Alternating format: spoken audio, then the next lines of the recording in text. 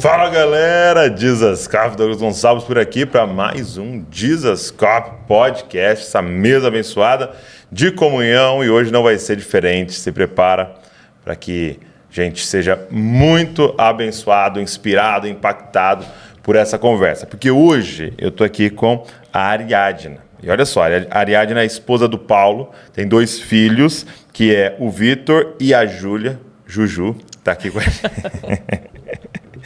Juju, porque ela falou que ela não é mais Júlia, ela cresceu muito. Mas a Júlia está aqui também. E a Ariadna trabalhou por 10 anos com a Igreja Sofredora e tem dedicado a vida dela com sua família em alcançar os povos não alcançados. Está ali junto com a Jocum Curitiba, trabalhando nessa missão maravilhosa. E eu queria muito aproveitar esse momento para ouvir as histórias e ouvir tudo que está acontecendo em lugares que talvez eu e você não temos nem noção. Então, se prepara aí para o podcast de hoje. Vamos embora!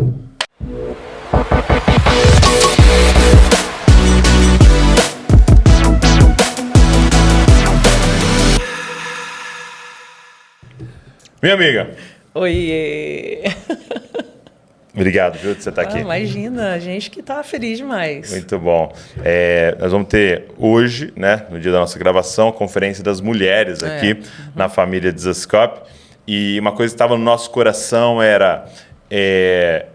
tem muitos temas que é muito importante para as mulheres, né? De identidade, sim, de cura, de vários assuntos que sempre estão permeando ali a vida das mulheres. Mas a gente pensou, poxa, vamos fazer uma conferência diferente? Que talvez chame elas mais para algumas outras coisas que a gente acaba não falando nas conferências de mulheres.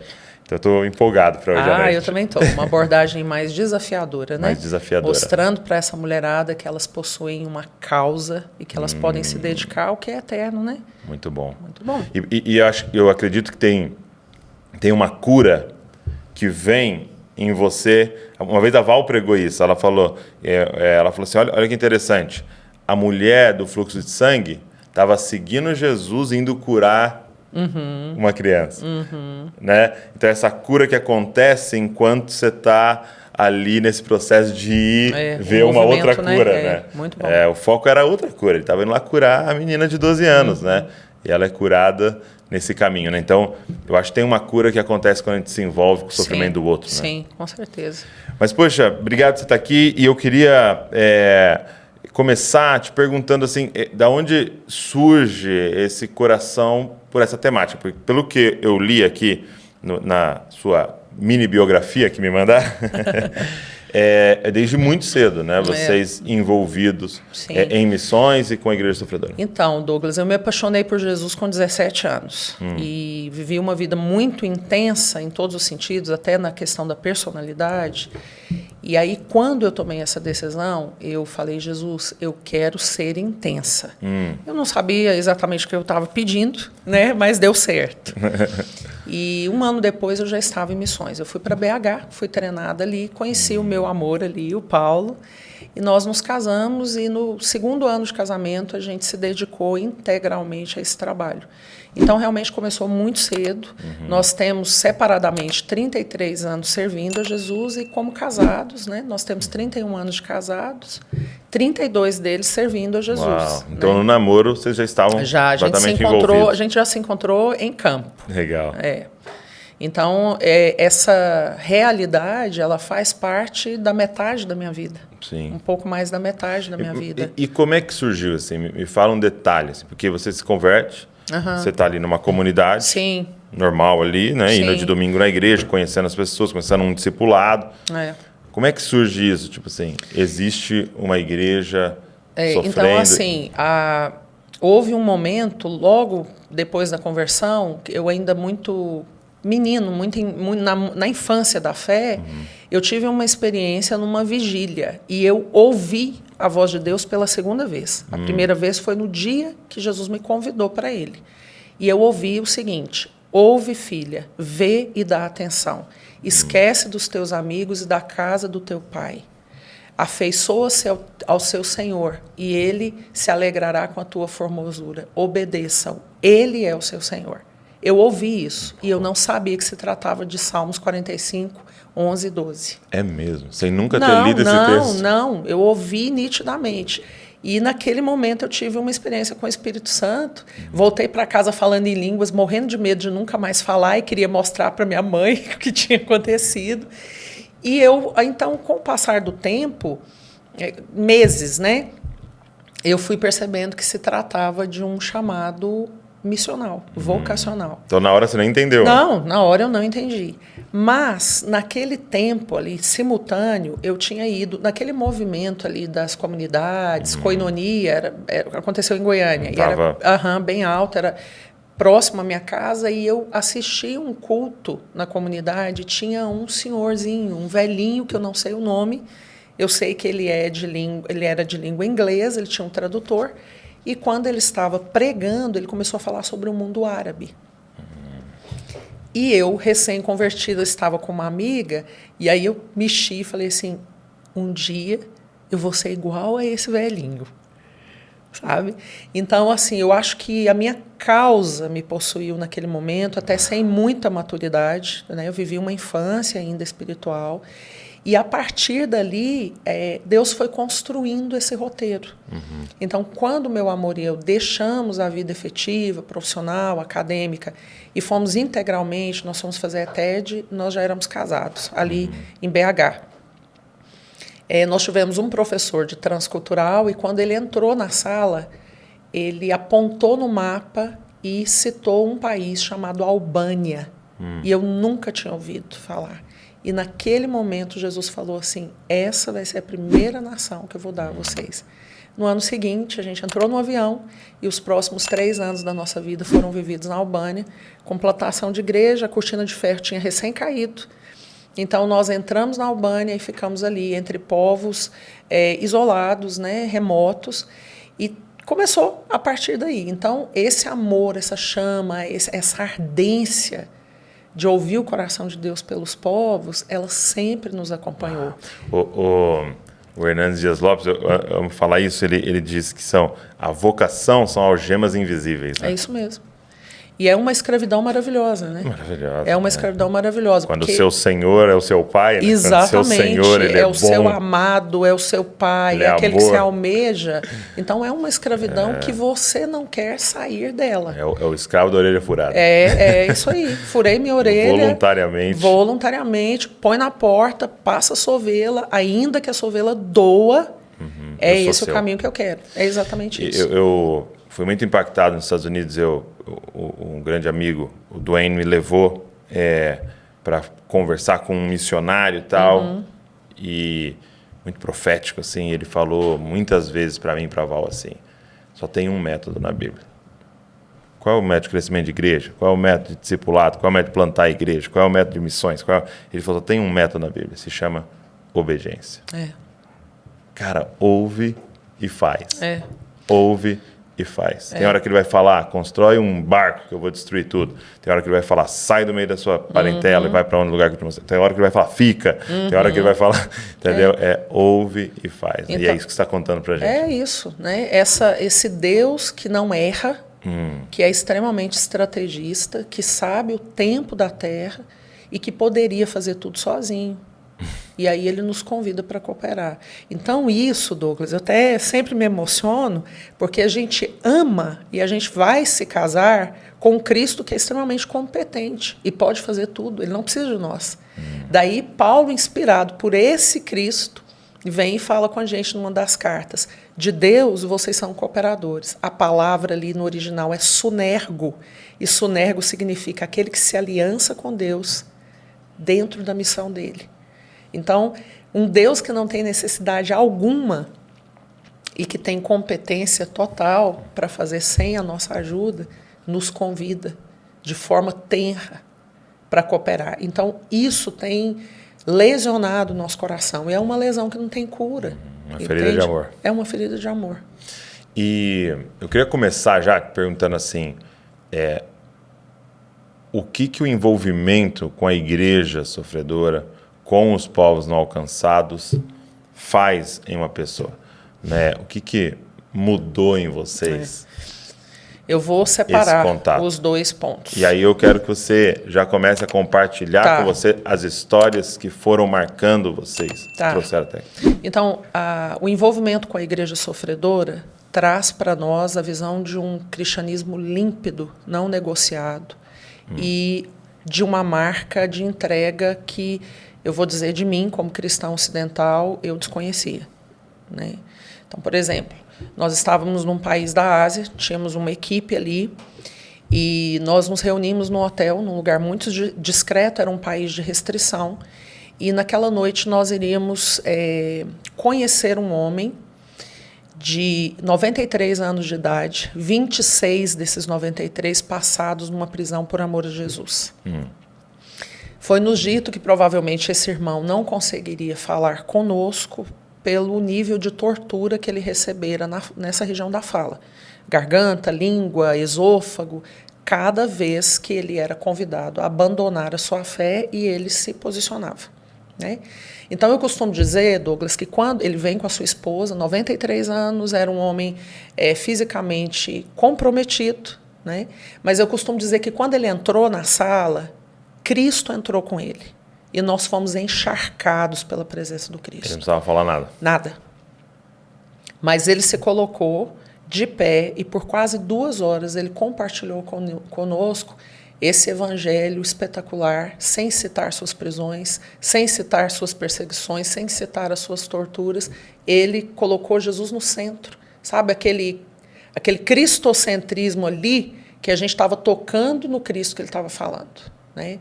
Então foi um momento assim, foi um momento muito marcante. Ele dividiu a minha visão de cristianismo, né? E no ano seguinte, quando nós voltamos, Jesus já tinha levado o nosso irmão para casa. E aí nós nos encontramos com a viúva. E a viúva dele, então, veio relatando que quando ele fez 20 anos de prisão, dos 26 anos consecutivos, uma cova de 1 metro por 1 metro foi aberta, longe da luz solar.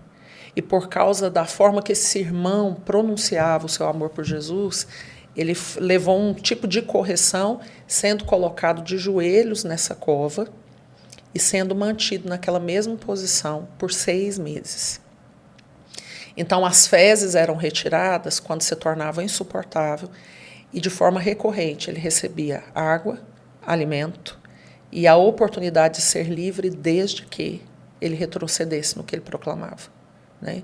Então, foi mantido 6 meses ali e, quando ele foi retirado da cova, ele havia desaprendido a andar. Os membros inferiores tinham sofrido, né, com aquela posição contínua, e o filho, que ele não via há 20 anos, recebeu autorização para ver o pai, como uma forma também de fazer com que a igreja que perseverava desse um passo para trás. Então, o filho veria a condição do pai, voltaria para a igreja e diria, gente, não vale a pena. Não vale a pena. Né? Só que o menino tinha 6 anos quando o pai fora preso. Agora era um homem de 26. Quando ele chega, a viúva nos conta que a situação financeira deles era tão precária que o menino teve que se vestir com roupas da mãe para ir encontrar o pai. Então, quando ele chega, é essa a cena que ele encontra. O pai está ali em terra, pigmentação da pele comprometida por ausência da luz solar, né? E aí, no ímpeto, o menino cai do lado dele e fala, pai, nega. Depois o senhor conserta com Jesus. Num primeiro momento, o pai não vai reconhecer que se trata do filho, são 20 anos de distância. Quando ele entende ser o filho, ela nos narra que ele ergue a cabeça e responde ao conselho do filho assim, ó, sim, eu amo a mensagem da cruz. Até morrer, eu a vou proclamar. Levarei eu também minha cruz, até por uma coroa trocar. Esse homem não estava gritando o refrão de um hino conhecido, mas ele estava expressando a paixão, a obediência, a submissão ao Cristo, né? Essa declaração lhe custou mais 6 anos de prisão. Então, lidando com os irmãos da igreja sofredora, eu conheci, Douglas, um tipo de cristianismo que lá em casa a gente brinca, que traz oxigênio puro para nós. E isso marcou muito a nossa forma de andar. Então, de forma recorrente, meu amor e eu temos sempre aquele cuidado de estarmos envolvidos com esse tipo de cristianismo para modelar o nosso, né? Porque são pessoas completamente anônimas, ninguém os está aplaudindo, eles não estão debaixo de holofotes, mas eles estão construindo uma história que eu não consigo construir com o cristianismo que eu tenho hoje, entende? Então, a igreja sofredora, ela trouxe um prumo para o nosso modus vivendi, como cristãos. E isso nos provocou para entender que talvez nós não tenhamos a honra de sermos mártires por amor ao nosso Cristo, mas que nós precisamos ser maturados no processo de desenvolver uma mentalidade de martírio, acatando as pequenas mortes que ele nos convida todos os dias. Exatamente. Então, a igreja sofredora teve esse ponto em nós. Já os povos não alcançados, que hoje totalizam cerca de 3 bilhões de pessoas na Terra que não tiveram acesso ao cristianismo, ao evangelho, e hoje nós temos uma estatística que a cada 24 horas, 120 mil pessoas morrem sem ouvir a palavra de Deus. Então, olhar para essa realidade nos remeteu muito ao que um poeta disse e cantou. E ele disse: eu vi o coração de Deus. E o coração de Deus é uma chaga aberta. Então, nós temos um Deus por quem nós somos apaixonados e que o coração dele está latejando. E lateja para que o filho dele seja distribuído a todo homem na terra. Você vai lembrar quando a multidão que tinha visto a multiplicação aproxima de Jesus e pergunta para Jesus assim: qual é a obra de Deus? Fala para nós qual é a obra de Deus. A palavra ali é ergon, que significa causa, aquilo com que eu estou sendo gasto. Com o que Deus está envolvido? Jesus responde: a obra de Deus é essa, que conheçais o Filho. Né? Então, os povos não alcançados trouxeram para nós um dilatar do senso de responsabilidade. Eu amo esse judeu, eu vou me casar com ele, mas enquanto o casamento não acontece, existe uma ferida aberta no coração de Deus. Como nós podemos responder a isso? Como a gente pode aplacar? E como é que nós vamos atar a nossa história ao fio da história de Deus para cumprir o que cumpre a nós nessa geração? Então, a igreja sofredora mediu o nosso cristianismo, mostrou para nós uma proposta muito maior, né? Nos mostrou que existe um nível de amor por Jesus que não é tão intenso para nós cristãos ocidentais. Eu vou dizer sim e assino o meu tempo de validade na Terra. Né? E eu poderia passar aqui horas contando para você histórias que vão macular o nosso coração para esse lugar. E os povos trouxeram para nós esse dilatar do senso de responsabilidade. Né? Quando Jesus vai mostrar no Evangelho de João que aquele que ama o Senhor guarda os seus mandamentos e os pratica, de uma forma muito simplista, a gente entende que amar a Deus tem um cunho de obediência. Né? Então, eu só posso realmente declarar eu amo se a minha vida de obediência for real. Então, os povos trouxeram isso para nós. Né? A gente fala, tem uma responsabilidade para nós que Lutero não vai responder por, que David Brainerd não vai responder por. Tem uma geração que é nossa e que Deus espera dividir conosco o coração dele. Então, foram 2 momentos muito distintos na nossa história. Entendi. Uau, isso é muito forte. Isso é muito forte, porque a gente pode ser iludido de achar que igreja é só isso que a gente vive. Né? E até eu te perguntei até offline da Mais, né? Porque eu tenho amizade com eles e eu lembro que eles fizeram uma campanha recente de não são eles, né? Somos nós, no sentido de não tem 2 igrejas. Né? Exatamente. É a igreja sofredora, somos nós também, né? E ter contato com tudo isso, como vai nos transformando, né? Mais e mais.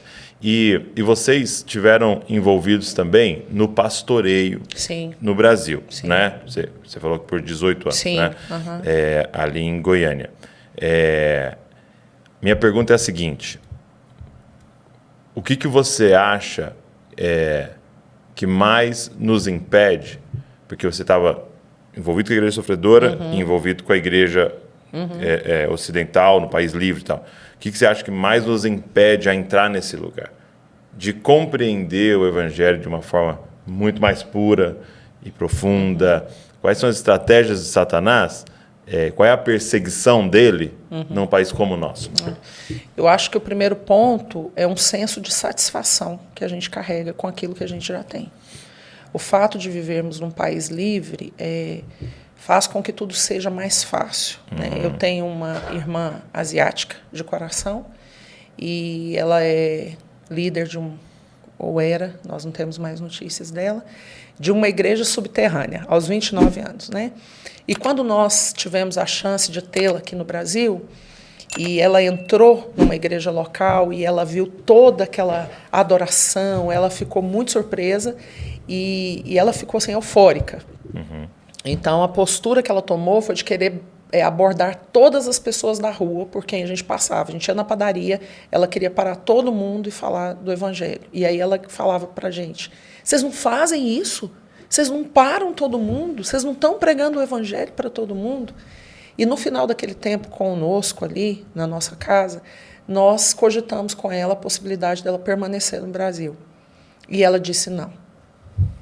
E a gente sabia que ela corria riscos e tudo, a gente insistiu, e ela falou assim, não, porque vocês não entenderam que a liberdade é graça de Deus, e vocês usam essa graça de forma leviana. Então, eu acho que essa satisfação, Douglas, que a gente tem por estarmos num país livre, e para, entre aspas, está tudo ok. Então, a gente tem toda essa... aquela coisa, eu vou numa churrascaria e eu tenho muita disposição e eu vou comer muito. Depois, se eu saio de uma churrascaria para uma pizzaria, o meu sentimento é de rejeitar. Até de asco, né? Exatamente. Exatamente. Coisa seria deliciosa. Então, nós temos muito no Brasil. Nós temos uma teologia boa, nós temos pessoas sérias, nós temos igrejas locais muito competentes no que estão fazendo.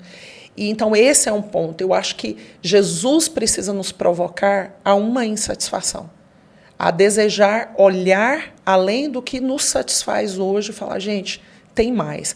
Aí, junto com essa insatisfação, eu acho que falta um pouco também o processo de mobilização. Tá. Mobilizar é fazer com que o outro conheça a paixão que te mexe, né? Então, precisamos de homens e mulheres que venham até nós e mobilizem o nosso coração para nos enxergar além, para nos fazer enxergar além. É Jesus falando para os discípulos, está tudo bem, colheita daqui a 4 meses, tranquilo. Só que eu vou dizer para vocês uma coisa, ergam os olhos, o campo já está branco. Então, é aquele provocar, a colheita vai vir, né? Mas Jesus está falando, não, já existe, já está, é urgente, é contemporânea, é hoje. Então, eu vejo que esse senso de satisfação que nós temos, ele nos movimenta menos do que nós, como igreja brasileira, poderíamos nos movimentar. E eu acho que falta também um pouco de conhecimento através dessa mobilização. Por exemplo, algumas igrejas que nós passamos para mobilizar, no final do culto, nós já fomos abordados e a pessoa disse, vocês estão mentindo, né? Isso não acontece, isso não é fato. É algo até difícil de compreender que é contemporâneo, né? A estatística atual é que a cada 24 horas, Douglas, 11 pessoas morrem no mundo por causa do Cristo e do seu evangelho. Então, isso é hoje, isso é contemporâneo. Então, eu acredito que uma sacudida de Deus na igreja seria muito bem-vinda. E essa sacudida começa dentro de nós, gerando essa insatisfação, que, ao meu ponto de vista, é algo que a gente precisa ter constantemente dentro de nós. Não está bom, precisamos ir além, tem algo mais. Jesus, o que o Senhor está fazendo na história agora? Isso. Como que o Senhor quer nos encaixar? Né? É aquela conversa que a gente teve. Deus é quem nos movimenta. Nós temos planos, eles são bons, mas eles não estão acima dessa visão geral do dono da igreja, do Senhor da obra. Então, o nosso caminho é entender o coração de Deus. O profeta perguntou, guarda, a que horas estamos da noite? O que está acontecendo na terra? E como, Deus? A gente pode se ligar a isso, né? Então, existe uma região no Nepal onde os órgãos genitais são adorados como deuses. E os pais vendem, numa cultura local, as suas filhas para a prostituição infantil. E histórias de crianças de 5, 6, 7 anos que são vendidas para prostíbulos, e algumas delas têm que atender até 30 homens adultos por dia, sexualmente falando. Então, eu sou fotógrafa documental por profissão. Optei por isso até como uma estratégia. E um fotógrafo documental entra num prostíbulo desse e ele tem autorização para fazer imagens, e a porta de um quarto é aberta e uma menininha entre 8 e 9 anos tinha acabado de atender um homem adulto. A porta está aberta, o homem sai, ela está aguardando o próximo cliente, ela puxa o lençol para cobrir a sua nudez infantil e ela olha, a imagem é feita e a imagem é mandada para nós. E no olhar daquela menina, Douglas, havia uma desesperança plena. É como se ela gritasse no silêncio daquela fotografia. É isso. Se resume a isso. Fui criada para isso. Entende? Então, existem coisas além do que nós, como Igreja Ocidental, temos visto. E nós precisamos procurar nos envolver. Entender, Senhor, o que o Senhor quer de nós? Né? Como nós podemos fazer parte disso? Como aplacar isso? Então, eu penso que a igreja brasileira é muito privilegiada por tudo que ela carrega. E isso não é uma crítica, Sim. de jeito nenhum. É mais um chamado. Mas isso é uma reflexão para mim, em primeiro lugar. Porque o Pai é nosso, o pão é nosso, mas o pecado também é nosso. Então, é uma reflexão para mim, sabe? Como nós, igreja brasileira, podemos nos movimentar em direção às aflições de Deus para esse momento. Entende? Então, uma das perguntas seria como? Porque eu vou falar de um sentimento pessoal, né? Quando eu ouço ou vejo algo nesse sentido, né? Das grandes injustiças, das grandes dores que nós estamos vendo no mundo, e eu acho que tem um outro problema aí também de chegar também ao mesmo tempo muita coisa pra gente, a gente vai sendo cauterizado, né? Sim. Por causa disso aqui, acaba chegando de tudo, né? Sim. Me dá um sentimento, às vezes, de impotência. Sim. Né? Poxa, o que eu posso fazer? E aí, infelizmente, às vezes você vai para a resposta de, poxa, não tem como eu fazer nada, né? A pergunta é como? O que nós poderíamos, o que vocês têm feito, o que vocês têm visto, e que alguém que está nos ouvindo, nos assistindo, fala, ok, mas o que eu posso fazer? Como é que começa esse processo? Tá. Então, eu quero dar 3 pontos, de forma bem didática. Né? O primeiro desses pontos é conhecer. Saber o que está acontecendo agora. Procurar fontes sérias, nós temos isso, nós temos Portas Abertas, nós temos Missão Mais, nós temos a Voz dos Mártires, nós temos o Joshua Project, que é só sobre povos não alcançados. Então, vamos deixar esses links aqui na descrição. Vamos deixar tudo isso aqui. Vamos pôr uns links aqui que são pra galera. Coisas sérias que a gente autentica. Então, conheça. Tá. Saia desse lugar de satisfação, de tranquilidade, permita-se ser perturbado. Essa perturbação santa que vai te movimentar. Segundo ponto, ore. Qualquer movimento de Deus na Terra tem como embrião um ambiente oracional. Então, ore. Ore como você sabe orar. Se não tiver palavras, chore, porque as orações líquidas são muito poderosas também. Né? Então, ore em direção àquilo, ore por essas meninas como se fossem filhas suas. Orem pelo menino no Sudão, que é vendido no comércio para a milícia, cujo quilo de carne é mais barato do que 1 quilo de carne de bife para nós no Brasil. Ore pelo número de refugiados assustador que tem acontecido agora, como nunca antes, um êxodo. Ore por mais de 12 anos de guerra na Síria, que nem é mais comentada. Ore por mais de 5 anos de guerra no Iêmen. Então, vasculha, procura, conheça, leia. Isso tudo está disponível a nós. E nós ainda temos essa liberdade de acesso. Então, quando chegar ao nosso coração, não despreze. Hoje eu vou falar para as mulheres qual é a diferença de ser movido por um sentimento de dó e de compaixão. Então, nós somos convidados à compaixão, porque a compaixão, o que vem depois da compaixão é sempre prático, é uma ação. A compaixão é um chamado à praticidade.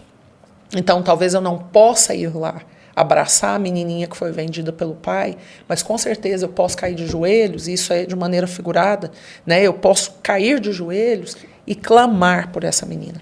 Então, conheça, ore, clame, convide outras pessoas para orarem. O que nós temos percebido, e vocês, até onde eu sei, é uma igreja que está movimentada nisso aí, junto com os bravos agora, que trouxeram vieram cooperar com isso, esse movimento de oração que Deus está despertando na terra. Então, nós temos como fazer isso, orar. Quando a gente ora, o nosso coração fica tenro, Douglas, sabe? Você começa a orar, você sabe disso, alguma coisa é ativado dentro de você. É porque como se o coração dele fosse se importando para nós, né? Exatamente. Transportado para dentro de nós. Exatamente. Então, a gente não ora buscando respostas, a gente ora buscando Deus. E nessa busca, o relacionamento dilata, a facilidade de ouvir vai sendo maturada e nós começamos a ouvir aquilo que está no coração dele. E o segundo ponto é movimente-se em direção ao que Deus te convidar. Tá. Então, por exemplo, você como líder de uma igreja, vocês estão orando por um povo e de repente Jesus fala, olha, eu tenho pessoas aqui nessa comunidade que podem se movimentar para. E a igreja ter esse senso de que nós somos corpo e que Deus é quem nos movimenta. Ele precisa de nós aqui, e se Ele quer nos movimentar porque precisa de nós em outro lugar, que seja feita a vontade dEle. Então, conheça, envolva-se orando e esteja livre para ser movimentado. Você falou uma coisa muito interessante. Você falou assim, naturalmente, a nossa explosão seria para o nosso país, porque é onde vocês são mais efetivos, há muita visibilidade. Mas o que Deus está fazendo com vocês? Deus ergueu os olhos de vocês e mostrou outros lugares. E se nós tivermos irmãos, líderes e comunidades que não estejam limitadas pelo crescimento local, que estão dizendo assim, é um corpo, não diz respeito só a nós, é um corpo, E onde Deus nos quiser, é onde nós vamos estar. Então, 3 bilhões de pessoas, Douglas, sem ouvir. 8.000 línguas não têm a palavra de Deus traduzida. Você consegue, eu não consigo, imaginar minha vida sem a Bíblia. Eu não consigo. Nós fizemos uma viagem para uma região restrita e não podia levar a Bíblia. A minha grande renúncia foi essa. Aí comprei, achei uma desse tamanhozinho. Escondi no meio das coisas. Então, você imagina. Agora, existem povos que nem sabem o que é isso. Se isso... Nem que eles quisessem. Nem que eles quisessem. Não tem. São povos que, às vezes, não têm nenhum alfabeto escrito. Um povo oral. Você entende? Então, assim, nós precisamos entender que Ele nos convida para cooperar com essa tarefa. Então, conheça, mergulhe nos meios que nós temos sérios, ore e se movimente. Nessa parte do conhecer, e todas, eu acho de forma satânica, numa estratégia demoníaca, nos foi ensinado a evitar a todo custo sofrimento. Então, essa primeira parte, que starta tudo, porque eu vou orar sobre o quê? Eu vou me envolver com o quê? Se eu não conheço. É necessário se envolver e abraçar o sofrimento, do outro. Deixar ele entrar no seu coração, você sentir a ponto de sair lágrimas dos seus olhos, aquilo ali, Como é que a gente faz? Porque a gente foi treinado, a primeira dor de cabeça, você se vira, toma um remédio, isso não pode existir, isso não pode estar aqui. E é uma fuga de sofrimento constante, mas aí a gente adora um Deus que está com a mão furada até hoje, É aquele amor a um cordeiro imolado, a um Cristo crucificado, mas que não abraça tudo que ele abraçou. É desconexo, né? Então, assim, como igreja ocidental, nós fomos, eu vou dizer isso com muita humildade, tá? Nós fomos muito mal ensinados por alguns movimentos que tiveram a sua parte legítima, mas que trouxeram algumas coisas que não foram muito boas para nós. E uma delas Deus é um Deus que vai te dar todas as coisas. Então, o sofrimento não combina com isso, né? Mas Jesus olha e fala assim, ó, eu não tenho onde encostar a cabeça, né? E se você quiser me seguir, a palavra ali é acoluteio, que significa venha nos meus passos e caminhe como eu estou caminhando. Se você quer acoluteio, você tem que viver uma vida de renúncia diária, de negação, de crucificação. Então, dentro do Evangelho, não cabe para nós um cristianismo que não abraça o sofrimento. Todos os homens e mulheres relevantes na história, eles abraçaram o sofrimento. Só que nós não temos competência para isso por nós mesmos. Sim. Então, nós temos que ir para aquele que é o Emanuel, que é o príncipe da paz, que é a estrela da manhã, mas que também é o homem de dores. Então, esse é um ponto para nós que precisa ser muito amadurecido, porque ele é bíblico, ele é genuíno, ele é real. E é o que você está falando, né? Você usou a palavra amadurecido, porque é infantil, né? É infantil. Porque o meu filho de 9 anos, a minha filha de 11, ela tem uma tendência natural a se esquivar de qualquer tipo de sofrimento, né? E nós, principalmente quando nos tornamos pais, somos convidados agora a abraçar o sofrimento. Isso aí. Né? A perder noite de sono, a ir para o hospital, a fazer tudo. Porque agora eu não estou mais evitando o sofrimento. Agora eu cuido, né? Agora eu sou responsável. E o que surgir, nós vamos abraçar e vamos fazer, né?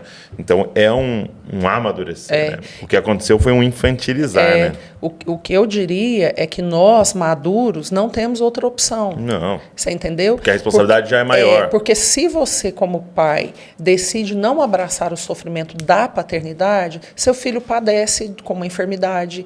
Se você não quer abraçar o sofrimento da responsabilidade, mesmo quando você está cansado, seu filho vai ter fome. E é exatamente o que está acontecendo. Porque nós, como filhos, não estamos abraçando. Tem gente morrendo, tem gente faminta. E tem gente passando dificuldade aí pelo mundo afora, no sentido de falta de justiça, no sentido da falta da proclamação. E nós estamos assim, olhando aquilo e pensando, não, mas deixa eu ficar aqui. Não é uma coisa confortável. E é doido, porque nisso é impedido que a gente acesse um nível de felicidade, alegria. Porque, usando o nosso exemplo, né? Apaga o salário de ser pai é infinitamente superior às noites mal dormidas, ao dinheiro gasto, aos desafios. São poucos ou nenhum pai saudável, mãe saudável mentalmente, né, que vai dizer, não valeu a pena.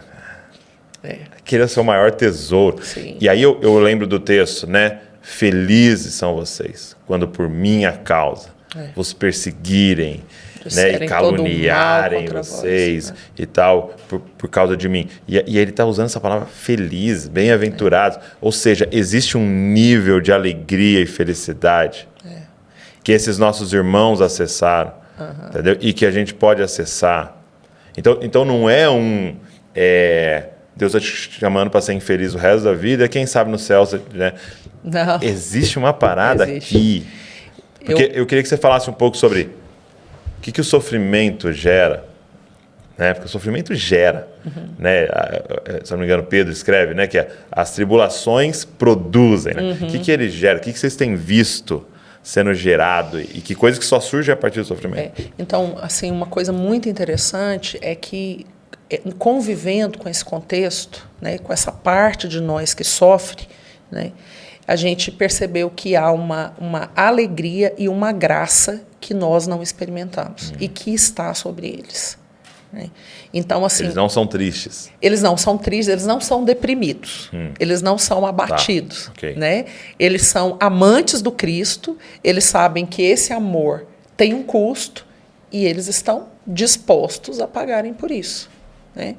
Então, por exemplo, enquanto você estava falando, eu estava lembrando, todo o contato com irmãos de lugares restritos que nós tivemos, claro que a gente era muito tomado de compaixão e o nosso ímpeto era falar, vamos esconder, vamos levar na mala, vamos fazer alguma coisa. Sim. E a gente sempre terminava com eles perguntando, pelo que vocês querem que a gente ore? E, obviamente, o que a gente pensava? Cesse a perseguição. E a resposta comum, de forma geral, era para que Deus nos mantenha leais até o fim. Eu, Ariadna, nunca tive a experiência de abordar um cristão num lugar restrito e ouvir dele para que a perseguição cesse. Então, pode ser que já tenha acontecido, mas não na minha experiência, né? Então, existe algo na vida deles, Douglas. E eu acho que é isso que faz o Cristo jorrar deles e nos impacta tanto. Nós conhecemos um homem e ele estava no topo de perseguição, já tinha sido preso 7 vezes. E a gente estava conversando com esse homem, né? E durante a conversa ele não falou nada sobre prisão, nem perseguição, nem tortura e tal. Mas alguém do nosso time perguntou para ele. Porque uma coisa que eu estou reparando, eles não usam isso, né? Não. Como, tipo assim, deixa eu te contar uma história chocante. Não. Deixa eu contar meu testemunho. Não, eles não usam. É algo geral neles. Eles não falam disso como se isso fosse... Isso é o cristianismo Marketing. Comum e simples. Para eles, tá. Esse é ali, né, o cristianismo comum e simples. É isso. Não tem outro cristianismo para viver. É isso. Então, vou contar para quê? Como se eu falasse para você, Douglas, deixa eu te contar um negócio. 9 horas da manhã eu levantei e fui para a escola bíblica dominical. Uau. Olha que coisa. Não, entendeu? Entendi. Então, no meio ali da conversa, alguém do nosso time perguntou para esse irmão, vamos chamá-lo aqui de Josué. Josué, como é que você fazia para perdoar os seus torturadores? Né? Que é outro ponto de embate para nós, né? A questão de estarmos ofendidos com o outro e ofendidos com Deus por nos permitir passar por isso. Sim, exato. Né? Por coisas muito mais pequenas, muito menores, a gente fica meio ofendido, né? Deus e tal. E aí eu falo que ele deu um olhar para o horizonte totalmente doce. Sabe aquele homem livre de ofensa? Esse cara não precisava ter respondido. O olhar dele é doce. Daí ele falou, certa vez eu fui preso, colocado de joelhos, pés e mãos amarrados para trás, e 2 soldados se revezavam, segurando a minha cabeça, fazendo perguntas a respeito da minha fé, e quando eu me posicionava, o joelho deles vinha na minha boca. Durante horas ele foi submetido a isso. Então, não era permitido para ele cuspir os dentes e nem o sangue. Os dentes iam sendo quebrados. E ele disse que, com o passar do tempo, ele começou a desmaiar. Né? Já estava bem comprometida essa região. Então, o que acontecia? Os soldados se revezando, vinham, tomavam eles, buscavam a sobriedade e aí repetiam tudo. E ele disse que nesse intervalo de horas, aí, no momento, ele despertou sozinho. E ele falou, Jesus, eu não consigo mais. Eu cheguei num ponto que eu não dou conta, eu preciso que o Senhor me ajude. E ele contou para nós que ouviu Jesus dizendo, a mesma graça que estava sobre mim, para perdoar e amar os que me levaram para aquela condição de cruz está sobre você. Ame esses homens. E aí ele disse que o soldado vem, ele está acordado, e ele falou, eu olhei para os olhos daquele soldado, inundado de um amor por ele, extraordinário, que se as minhas mãos estivessem desamarradas, eu o abraçaria como quem abraça um filho. O soldado viu aquela reação, aproximou dele e falou para ele assim, não me olhe desse jeito, eu não aguento esse amor. Caiu de joelhos e falou, fale-me sobre o seu Deus. Então, assim, existe sobre eles, Douglas, algo que nós não experimentamos ainda. Uma graça, uma satisfação, um poder, eu diria, um poder, sabe? De viverem esse cristianismo, seja a que preço for. Né? Isso traz muita vida, é o prumo que eu te falei. Quando nós nos encontramos com essa realidade, a gente... Porque a gente olha como os ricos, né, lidando com a igreja pobre, né? Mas não é. É o contrário. É o contrário. Porque é a presença. O tesouro da presença. E eu gosto muito, eu li muito na minha história o John Piper, né? E o John Piper fala, o problema, né? E até citando outros, né? O nosso problema não é a busca pelo prazer, é se contentar com muito pouco. E aí ele começa a falar muito sobre isso, sobre se acessar a fonte de todo. Então deve ter uma parada. Tem. Né? Porque o Fábio Coelho, ele fez uma viagem para a Itália e ele estava me contando que aí ele foi nas prisões, né? E até uma em que Paulo ficou, né? E eles dizendo que sabem que Paulo ficou porque eles têm documentos, né? E há um documento de quando ele foi executado, né? Então eles faziam relatórios e, aqui Paulo foi executado, e era mais ou menos assim, por negar a César e declarar que Jesus era o Senhor e tal. E aí ele sabe, foi aqui. Só que ele falou que foi muito chocante que tinha a lista dos outros presos e o nome deles, que foram executados por negar a César e declarar que Jesus foi o Senhor. Ou seja... Só que aí tem a lista de todos os guardas. E uma lista enorme dos que revisavam que foram executados por negar a César. E só me leva a uma questão, que é ele escrevendo, por exemplo, Filipenses, que é uma carta que é feita na prisão, dizendo para quem está livre, alegrai-vos sempre no Senhor. Outra vez vos digo, alegrai-vos. Ou seja, ele estava acessando uma alegria que devia ser perturbadora.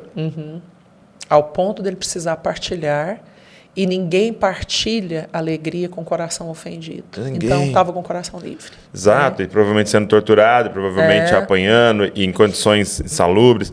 E aí as pessoas olharam e falaram, o que é isso? Porque hoje a gente fica numa luta de convencimento de ideias, né? Como é que eu falo para esse ateu? E como é que eu uso um argumento dessa ideologia? Ok, eu acho que tem esse lugar também, mas tem uma coisa que é tipo assim, que não tem como a gente falar contra. É alguém alegre em meio a esse caos, né? É alguém satisfeito, né? É, satisfeito. E não é uma satisfação baseada em circunstâncias, em condições, e nem mesmo no que está disponível. É uma satisfação baseada nele, no Cristo só. Ele me basta. Né? Então, nós podemos ter isso, Douglas. Essa é a grande revolta da nossa casa, né? Meu amor, eu, os meninos, onde, como acessar? Que jeito chegar lá? Porque o Senhor não é um Cristo separado que dá de si para um e não dá de si para outro. Mas o quanto de nós, quanto da nossa atenção, quanto da nossa querência sobre isso, né? Do nosso desejo, entende? Então, é possível. Eu tenho uma esperança de que Deus vai nos alinhar, porque a gente lê o final do livro. E no final do livro dá tudo certo. É uma noiva né? gloriosa. A noiva é glorificada. Né? Então, mas eu não quero ser aquela pessoa também que espera como uma espectadora. Se eu posso gritar a paixão que eu carrego, se eu posso produzir lesões nos ouvintes, se isso for numa igreja com 1000 pessoas ou numa igreja com 5 pessoas, isso não importa. Né? Então é aquela coisa de trazer essa paixão pelo Cristo, essa paixão sem restrição nenhuma, sabe? Essa paixão assim, Douglas, que me faz enterrar 2 filhos e dizer assim, Senhor, o Senhor é digno disso. O Senhor é digno de ter o que o Senhor me pediu, o Senhor é digno de ter os meus sonhos, ainda que legítimos. Isso é real. E isso é para nós. Né? E o nosso caminho Senhor, nos amadurece nisso. Tira a gente da infância. A gente não quer. Para casar tem que ser maduro, não dá para casar infantil, né? Então, é muito forte, assim. Tem algo neles que nós, infelizmente, ainda não tocamos. Tem que pedir para eles orar por nós. Né? Como você disse, a gente sempre ia e a proposta era: vamos encorajar os irmãos. Ai, Deus. Vamos levar algo para eles. Né? A gente teve uma aula aqui, o Vitor veio ministrar lá da Convergência, né? E ele falando de Deus nos levar ao deserto. Sim. Né? E ele começou a falar uma perspectiva que eu nunca tinha pensado, assim, e veio muito de frente a tudo que o Senhor tem ministrado no meu coração. Ele falou assim, e ele quer te levar ao deserto, e quando ele leva ao deserto, as pessoas que aceitam e vão, passam a se apaixonar pelo deserto. Vicia. Deserto vicia. Deserto. Aí ele dizendo sobre esse movimento apostólico, né? De Deus te chamar então agora para te mandar para fazer algo, né? E ele fala, e quando que está no ponto ali, é quando você não quer mais sair do deserto. Então ele mostra, por exemplo, Moisés, né? Quando Moisés clica dentro dele, não está escrito, mas você percebe no texto, clica, peraí, acho que eu sou o libertador. Porque eu da minha idade não tem ninguém, morreu todo mundo. Fui poupado.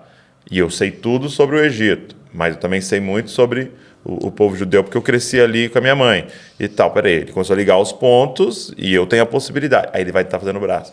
E meio que assim, é um meio que eu quero ser o libertador. Uhum. Entendi, eu quero o ministério, eu quero. E aí ele vem fazendo o braço. E aí o caos que gera e Deus manda ele pro deserto. 40 anos. Vamos amansar esse vocacionado.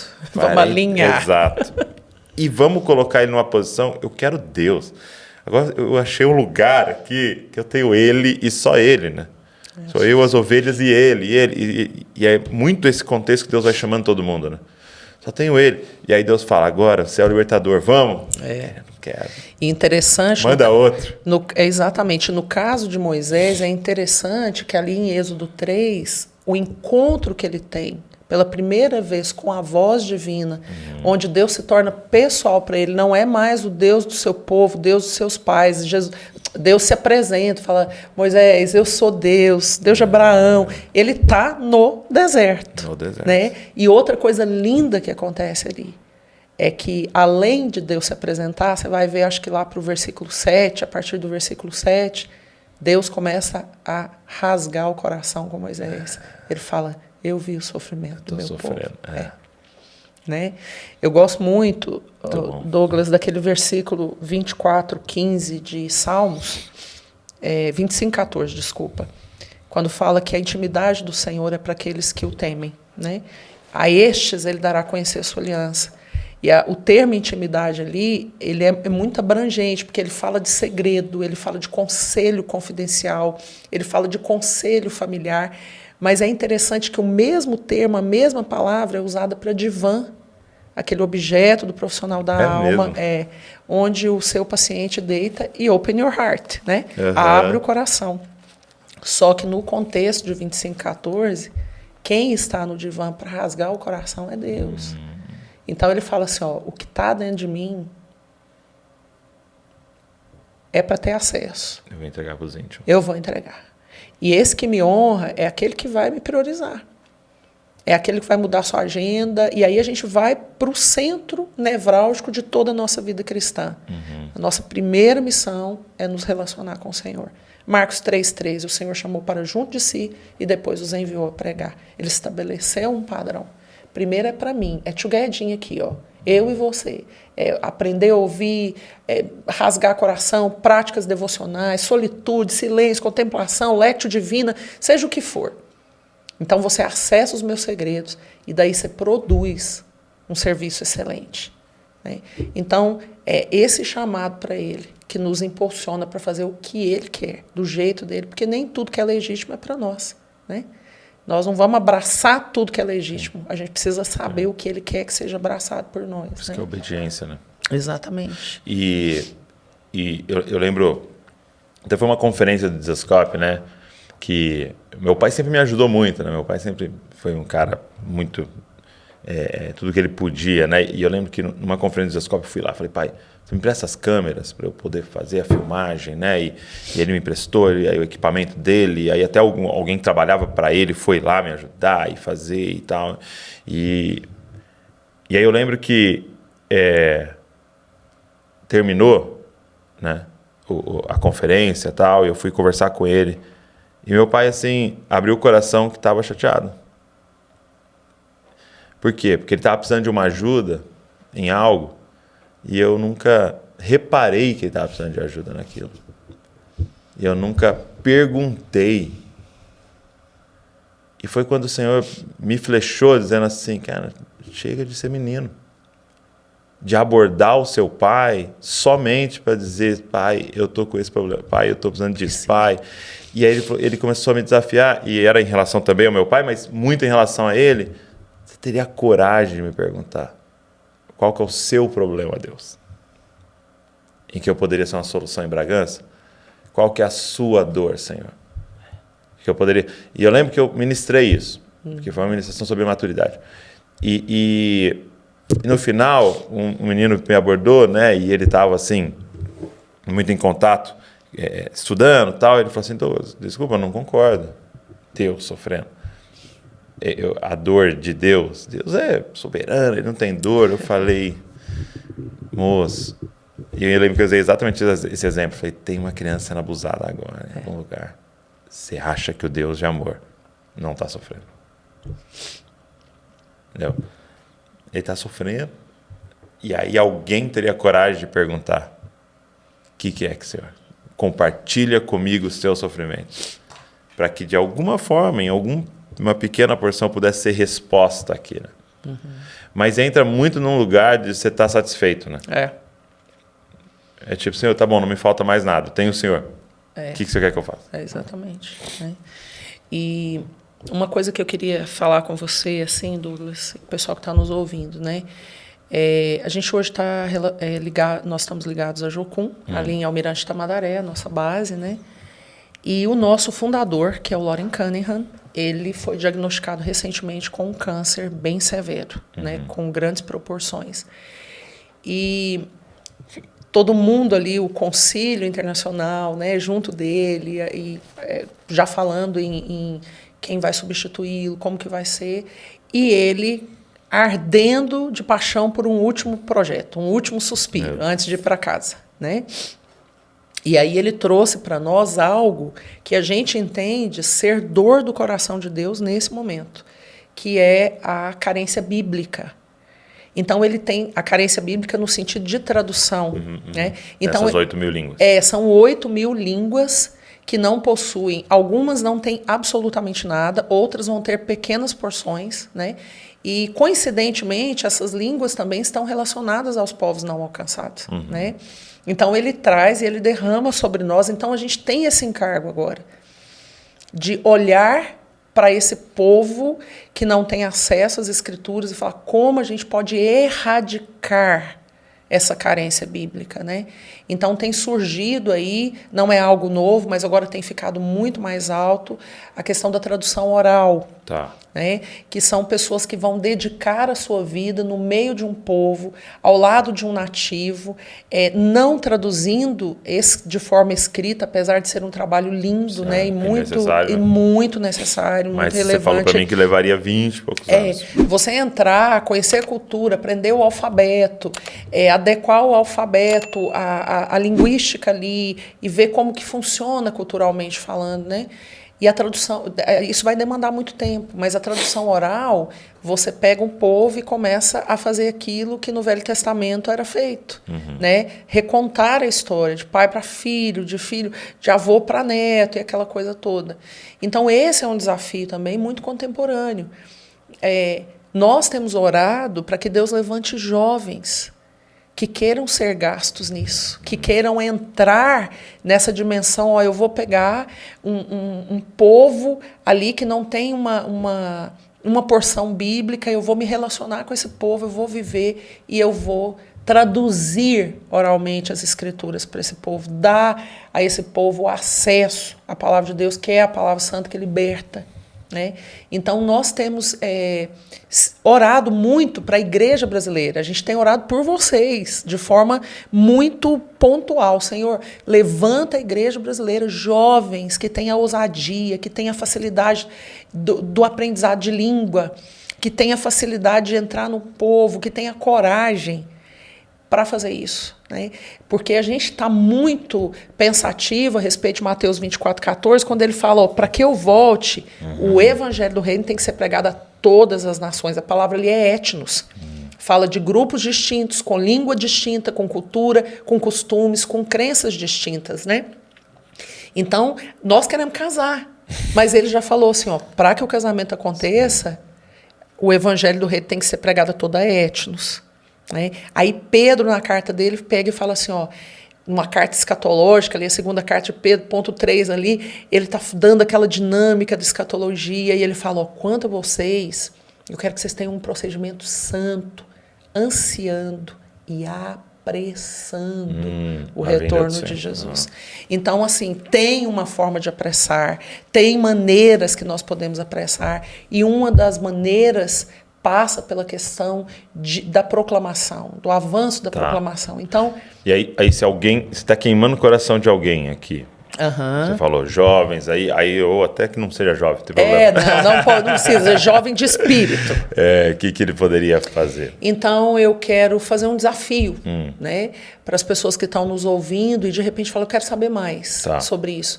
Então, nós vamos deixar disponível aqui no site, o link, na né? descrição. Você vai entrar, esse link é um link super atual, vai mostrar como é que está o andamento em várias línguas, e também você pode pegar 2 dos nossos pontos aí do como você vai ser mobilizado e você pode se colocar como intercessor. Hoje nós temos 8.000 línguas e o nosso desafio é pelo menos 4 intercessores por cada língua. É você orar até que a Bíblia seja traduzida. Até que. É o seu compromisso. E lá você vai clicar e falar, eu sou um desses intercessores. Que legal. Então nós também com o encargo de levantar pelo menos 32.000 intercessores. E eu acho que a gente consegue. Eu tenho fé para isso. Vai conseguir. Muito bom, muito bom. Então eu vou deixar o link aqui, tá? Para você poder acessar e já conhecer mais e também poder se envolver até mais do que a oração também. Você orar, você é um intercessor, mas quem sabe você não é um dos chamados para responder a própria oração. E também até eu queria adicionar a você que está nos ouvindo, e Deus te deu esse dom de produzir riquezas, de empreender e tal, e você quiser, de alguma forma, contribuir com tudo isso, também, logicamente, isso requer investimentos, gastos, idas, e estudos e acesso também, você poder conhecer mais sobre isso, quem sabe também ser alguém que vai patrocinar tudo isso. Né? E um ponto interessante, Douglas, é que se alguém que está nos ouvindo sente essa ardência interior, né, e fala, eu gostaria de ser treinado para. A Jocum hoje tem uma base em Porto Velho com essa tônica. Treinar para tradução oral. É mesmo? Em Porto Velho? Em Porto Velho, ali com a Cleo, com o time dela, e é para essa tônica. E o Loren acionou Brasil através de Porto Velho e falou, eu creio que o Brasil tem um papel muito significativo na tradução oral para os povos. Então, a gente tem como treinar também. É um curso, ele não é um curso comprido, né? É um curso bem focado e que vai dar também a experiência de campo, porque Porto Velho tem uma riqueza ali de etnias, né? Que não são alcançadas ali nas redondezas e até mesmo que a tradução está acontecendo. Então, a gente pode ajudar nisso. Muito bom. Quais foram, assim, algumas das experiências para você que foi mais marcante, assim, nesse tempo? No campo... em que vocês estiveram? Nossa, muita história, hein? Deixa o Espírito Santo trazer aí qual você acha deixa eu tentar pensar uma aqui. Então, são muitas histórias, né? Mas uma das histórias que eu gostaria de trazer, porque ela nos educou muito, talvez possa cooperar com alguém que está nos ouvindo, né? Nós somos pais de 4 filhos e Jesus tomou 2 para si, o primeiro e o terceiro, né? Então, nós temos o Vitor hoje, que vai nos dar uma neta em 8 semanas. Estamos na adolescência. Que maravilha. E a Júlia, né? E Nós já estávamos em missões, né? Foi no início da nossa jornada missional ali em Jocum, e vivendo a alegria da primeira gestação, que é muito maravilhosa, né? E simultâneo a isso, nós estávamos tendo uma experiência com uma expressão, e a expressão era amigo de Deus. Então, foi uma época ali no início da década de 90 que essa expressão tomou muita força e ela não era uma expressão tão corriqueira quanto agora, usada em músicas, né? Então, foi uma expressão que assim deu uma lesionada no meu coração e eu ouvi aquela expressão, falei, eu quero ser amiga de Deus. Eu falei, vou procurar os amigos de Deus nas Escrituras. Quem foram os amigos de Deus? Aí, encontrei ali, me chamou a atenção Abraão. Eu estava grávida, e comecei a estudar a vida de Abraão, né? E ali, já avançando na gestação, eu, numa reunião, tive um sangramento, fui para o hospital, o bebê estava bem, estava coração, estava tudo bem, e o médico falou comigo, Ariadna, volta e relaxa, descansa, você deve ter tido algum movimento, passou ali alguma coisa. E isso era numa terça-feira. Ele falou, daqui uma semana eu quero te ver de novo. E eu lembro que naquela noite, quando meu amor e eu fomos ter o nosso tempo juntos, ele colocou a mão na minha barriga e ele falou assim, Deus, nós amamos tanto o nosso filho. A gente já sonha com ele, a gente tem planos, mas nós amamos mais o Senhor. E se for agradável ao Senhor levar o nosso filho, o Senhor pode levá-lo. E ele mal terminou, eu interrompi e falei, não pode não vai levar não. Não vai porque herança do Senhor são os filhos e fruto do ventre o seu galardão. Comecei a citar a Bíblia para o autor, né? Exato. Falei, não, o senhor não vai levar e tal. E assim, nós tivemos essa... Meu amor, você vai conhecê-lo ainda, é um homem, assim, um dos homens mais parecidos com Jesus que eu conheço, sabe? E ele só olhou para mim, sorriu, aquele sorriso me falou tanta coisa, né? E... foi assim na terça, na quarta, na quinta. A sexta de manhã, quando eu fui ter o meu tempo de namoro com Jesus ali, a sós, o Senhor falou comigo assim, estamos conversando sobre ser amigos. E eu, animada, né? Daí ele falou assim, quero que você abra em Gênesis 22. E eu tinha uma busca, porque quando o Senhor está falando sobre Abraão em um dos profetas, ele vai falar assim, Abraão, vírgula, meu amigo. E eu falava, eu vou perseguir isso, eu quero Ariadna, vírgula, minha amiga, né? E ali naquela manhã o Senhor falou para mim sobre Gênesis 22, e aí eu abri, e era o momento que o Senhor pediu Isaac, né? Para Abraão, vírgula, meu amigo. E eu odiei Abraão com todas as minhas forças, porque ele não esperou amanhecer para obedecer. Ele acordou de madrugada e ele saiu ali para essa entrega. E eu entendi, né? Eu entendi, a gente estava curtindo o nosso primeiro bebê, a gente estava curtindo todos os sonhos e os planos, né? Mas o Senhor estava nos chamando para nos tornar amigos e entender mesmo o que isso significava. E aí eu lembro que eu, naquela manhã, sozinha, eu falei, Jesus, eu estou entendendo. E ele falou para mim assim, Ariadna, os meus amigos não retêm nada. E eles me entregam até aquilo que eu dei a eles e que é legítimo. Você poderia me dar seu bebê?